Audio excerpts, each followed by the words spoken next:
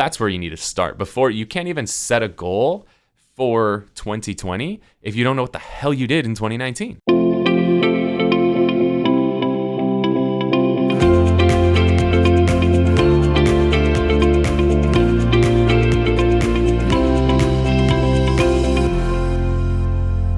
Welcome back to the Whissel Way Podcast. My name is Kyle Whissel, your host with eXp Realty, joined as always by Bryan, Koci, Media and Marketing Director. Director, that's what we're calling you now, huh? That's your 2020 title? 2020 title, yes, of Whissel Realty Group here in San Diego. I love it, guys. So the goal of the show is to give you the tools and the techniques that you need to go out there and crush it in your business. The way that we like to do that is by answering the questions that you have. So rather than guessing at what's important to you, we just listen to you. And the way to ask questions and have them answered here on the show is to join our Facebook group called The Whissel Way. The best way to do that is go to thewhisselway.com. You can go on there. That will connect you to the Facebook group. It'll also connect you to our YouTube channel and our podcast so that you can subscribe to both of those as well. And if you have questions, hop in that Facebook group, ask those questions. We love answering questions. That's what this is all about. And again, giving you the tools and the techniques that you need to freaking crush it, like we do here in San Diego. That's right. So what are we talking about today, Bryan? So it is the new year. It is. This episode is airing on the 3rd of January, 2020. And so I'm seeing a lot of people post goals. We're asking people what their goals are. And I'm seeing a lot of either questionable goals. And what I mean by questionable is they're kind of vague and they're hard to measure. And we're also seeing, and we see this every year, is when we ask our agents, what are you going to sell this year? And they say, well, last year I sold this many, so next year I'll sell 10 times that many, obviously. And so what I want to talk to you about is not only setting goals for our own selves in terms of what we're going to produce in 2020, but also kind of help our agents build goals and stretch goals that are realistic and not out of this world. All right. So first off, there's kind of different ways we've seen people measure goals. There's different ways we've measured goals. And I want to know kind of your thought process on this. Do we do it by number of transactions? Do we do it by dollar volume? Or do we trace by GCI or net? What do we track? Well, for starters, you track something, anything. Because if you're listening to or watching this right now, you probably don't track shit. If you're like most realtors, I know this because even realtors in our own team at the end of the year say, hey, can you send me a list of my closings? Oh, I'm getting ready to meet with my CPA. Can you shoot me over my commission for the year? And where do we get all that information now? So we utilize a system called Sisu, SISU. Sisu.co is an amazing system, and no longer do agents have to bug us and ask for it because all of that information is in Sisu, and they can download that information and take it straight to their CPA. So we've attempted to put systems in place so that we don't have to worry about that anymore. So Sisu.co, and I believe we've actually talked about that as one of our widgets of the week in a past episode. So definitely check that out. Having a system is fantastic. And so ideally you have something like that. There's another one out there called CTE. Those are two real estate specific systems. But you could use QuickBooks. You could use Google Sheets. You could use whatever the hell you want. I don't care. It could be on paper, but you've got to have something where you at least are tracking what's going on in your business.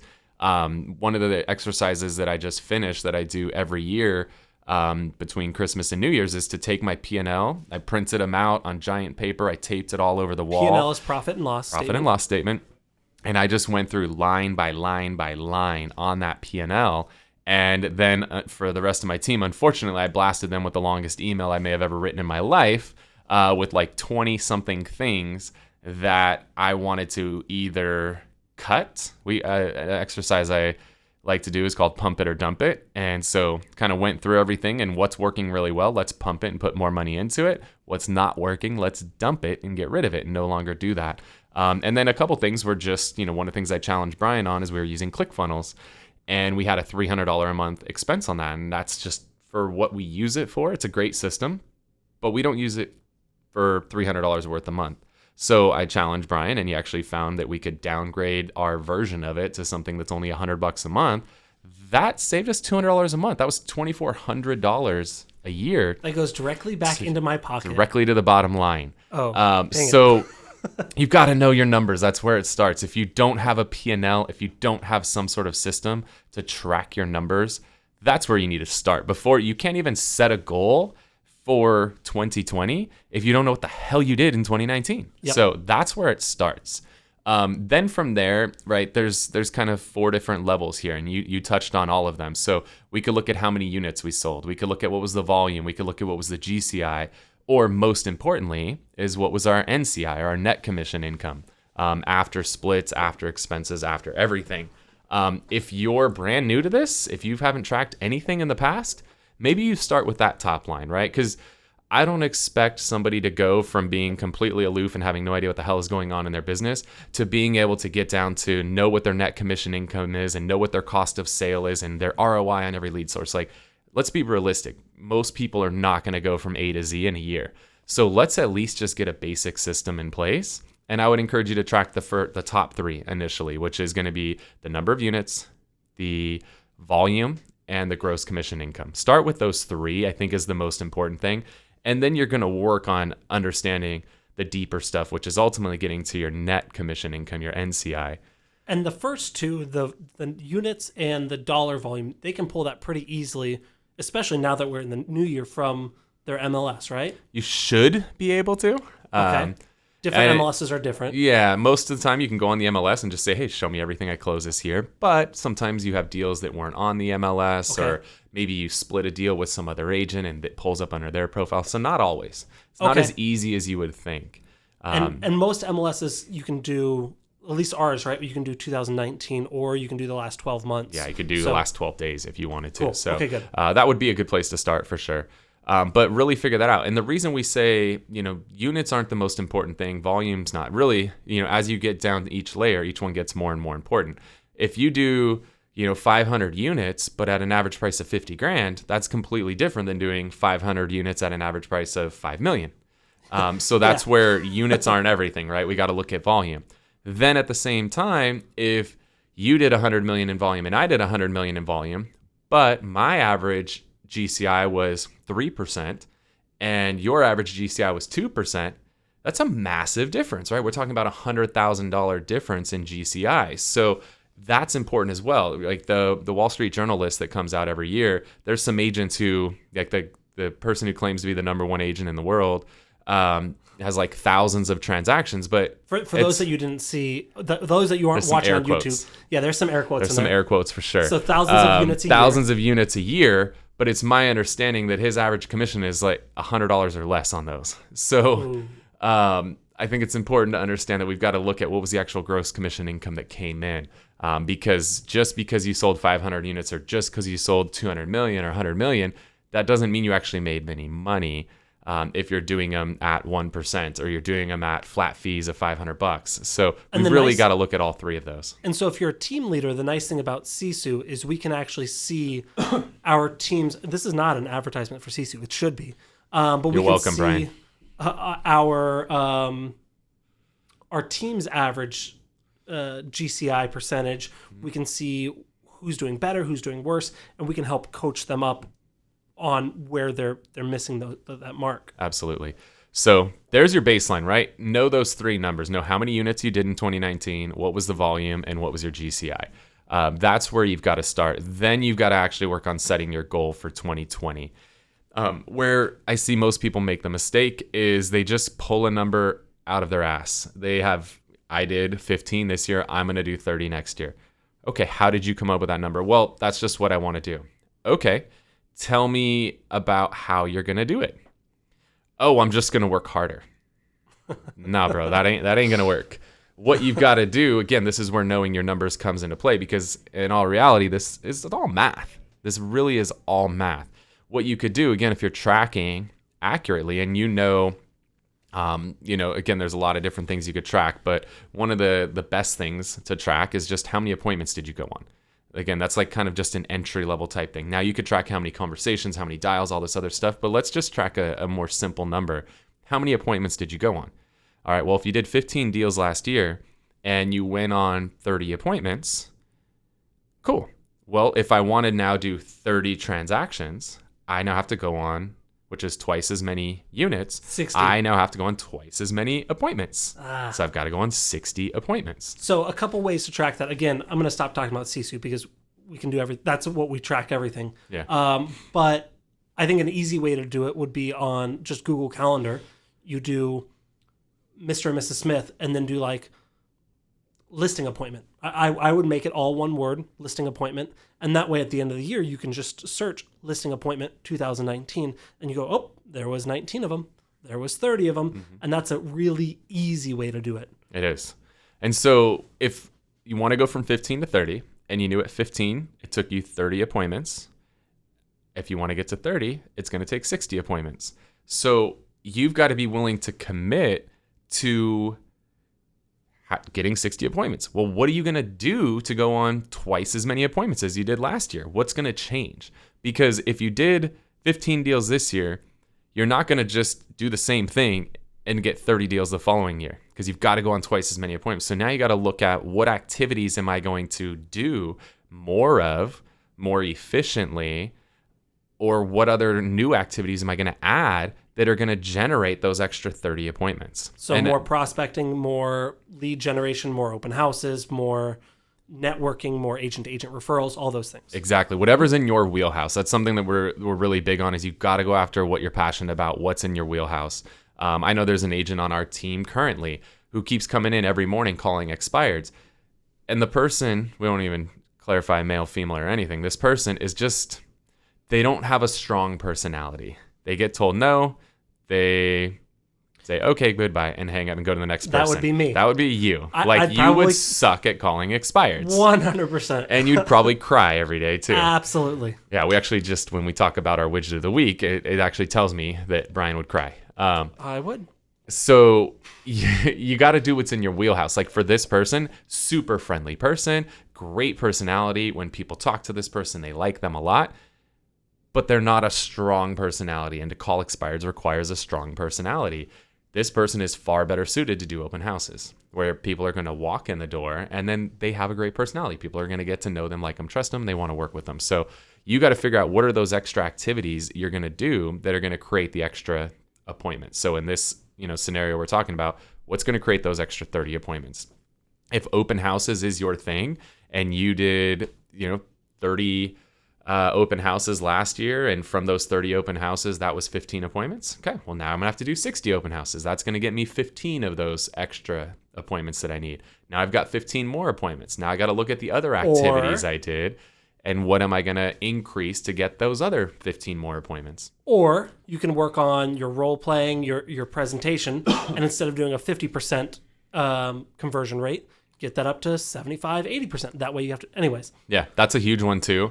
One of the things you want to look at is what was your close rate on, your appointments, or something that I really like to look at is how many conversations did I have, how many appointments did I set, and then how many of those appointments showed up, and then how many of those appointments converted into closed transactions, and know that, because just look at that as like a hose. And we need to figure out where is the kink in the hose so that we can work on that. So if the kink is in the conversation to appointment area, then we know we need to do more role play on those phone conversations. If the kink in the hose is you're going on these appointments, but you're not converting those into closings, now we got to work on your actual appointment and role play those things. A big mistake I see people make is they don't role play their appointments. They maybe role play on the phone, but they don't role play when they show up to the actual appointment. So let's figure out, where is it? Maybe we don't actually need 30 more appointments. Maybe we only need 15 more appointments. But we need to put more time into the role playing that's going to increase the efficiency. So instead of, like you said, instead of going on 30 to get 15 closings, maybe we go on 45 and get 30 closings now. We go from a 50% conversion to a 67% conversion because we are working on our skills. So it's not always that we have to necessarily do more of an activity. Maybe we just do that activity better. Cool. Yeah. Well, that reaches about our time. If you guys have questions about goals, goal setting, how to work with your team with it, go ahead and either comment on this YouTube video, ask us in the Whissel Way Facebook group. Basically, to get to any of those, go to the whisselway.com and you can get that. And we can either do a follow-up episode on this if we get a lot of engagement, or answer it right there. How excited are you that you found a downgraded ClickFunnels so you don't have to rebuild everything you built? Oh my God. So excited. And I remember you asked me about this when we first started into it. You said, hey, how much do we really need ClickFunnels? And I said, we can downgrade it. And then you go, cool. Then we started our first Media Mayor Mastermind, and you said, hey, so-and-so wants an affiliate link. In order for that affiliate link, I needed the upgraded version. So I was like, so we can just upgrade around events. If we need to. I don't think we need to do it that way. Yeah. Cool. Cool. Widgets of the week? Yep. So one of the other things we like to do on the show is talk about one of the widgets that we utilize in our business that essentially makes us more productive or adds a layer, increases efficiency, or is just straight up fun or saves us time, all that fun stuff. So you kick us off. So mine actually goes with this whole theme of goals. And it's a tool. It's free. You don't have to download it. You just write it down. But it's a tool that's going to help you set goals that are meaningful. And it's I forget the word. It's not an analogy. What's it when it has, they're called SMART goals. What is it called when each letter stands for? Acronym. There we go. So the acronym is SMART goals, S.M.A.R.T. That means the goal is specific, measurable, attainable, realistic, and timely. So instead of saying, I want to do more and better videos next year, you're going to say, I'm going to do 3 videos a month, every month next year. And in order to judge kind of quality, maybe you say they're going to have X amount of engagement or something along those lines. So same thing with setting transaction goals. You're not going to say, I want to do more than this year. That's a BS goal. I want to do 30 transactions within the first 6 months by doing this. I love it. SMART goals. SMART goals. Perfect. The one that I want to share it's fucking bananas. This thing is so sick. I love this one. So one of my big focuses personally in 2020 is to focus on people. I don't want to add any new systems. I don't want to add any new tools. I want to spend less money, but I want to spend more time focusing on my people because I like how you say that. And this is a brand new system. Yeah. But you implemented it last year, so we're good. Yeah. You don't have to pay for this. Or I guess I don't want new lead generation pillars. So how about that? Is that better? Yes. I really, really, really am focusing heavily on people in 2020. That is both for the agents on my team. That is for my clientele. That is for everything. Like our group at EXP, we actually hired a girl full-time just to make sure that we love on all of our people that are a part of our network, that we recognize their accomplishments, that we communicate with them, that we help them, that we coach them, that we follow through on everything, that we're masterminding with them and just helping them progress their businesses forward. And we have somebody full-time that we hired just for that role. We're doing the same thing here with Whissel Realty Group. So if you know someone in San Diego that's good with people and checklists, both those things. So what this system does, we've all heard of disc profiles before, and I think disc profiles can be awesome. But what most disc profiles don't tell you is how does the other person's disc profile and yours mesh, right? They tell you, I know what Brian's disc profile is, but how does that relate to my disc profile? Most of the systems don't do that. Crystal Nose does that. So there's my widget of the week. It's called Crystal Nose. It's a interesting name. We'll just leave it at that. But what it'll do is I did my disc profile on there. Brian did his disc profile on there. And now it tells me, hey, based on your personality and Brian's personality, it's important when you communicate with them to do this. It's important if you're going to sit down and have a face-to-face meeting, talk about this, say these things, don't say those things. If you're going to get on a call with him and you got to deliver bad news, do this, don't do that. Like, it's freaking amazing. And I think it's so important because there's no one-size-fits-all approach, right? We're in massive growth mode. A year ago, we had 30-something people in our company. We have over 60 people in our company today, and we'll be over 100 people before this year's over. I cannot have a one-size-fits-all approach to all of those people. So this system, Crystal knows, is amazing and is going to help me to better tailor my communication to the individual that I'm talking to. It even does it in email. So if I'm getting ready to send an email, I could pop it up and be like, oh, Bryan, here's how you talk to Bryan in an email. It's so freaking powerful. So if you're really trying to take your communication to the next level and get rid of that one-size-fits-all approach, Crystal knows there's a free version. And there's a paid version. The paid version gives you that coaching element where you can put in specific situations, but the free version on its own is freaking killer. So crystalknows.com.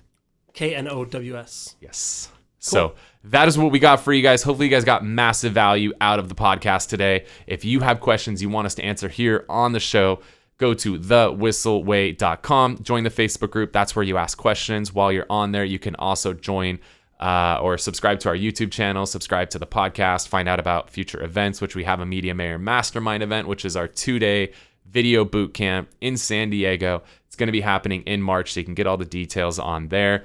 And that's what I got, dude. That's what I got. All right. Thanks so much for tuning in, guys. We'll talk to you soon. Wait. Before you leave, I want to share some more tips and tricks that we're using in our business to take it to that next level. Just click right here. And don't forget to subscribe. Click right here.